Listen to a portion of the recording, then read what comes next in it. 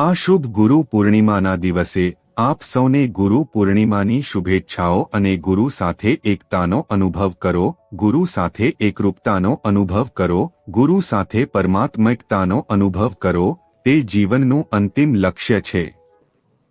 માત્ર માનવ જીવન જ નહીં, તે અસ્તિત્વનું, જીવનનું અંતિમ લક્ષ્ય છે.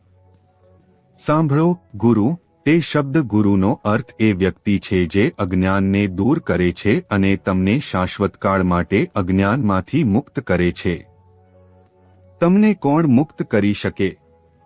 ફક્ત પરમાશિવ જ મુક્ત કરી શકે છે, કારણ કે ફક્ત તે જ પંચકૃત્યો, સૃષ્ટિ, સ્થિતિ, સંહાર, ત્રોવા, અનુગ્રહ કરે છે. તેથી ફક્ત તે જ મુક્ત કરી શકે છે. તે ગુરુ સ્વરૂપે પ્રગટ થાય છે અને મુક્ત કરે છે. ધન્યવાદ.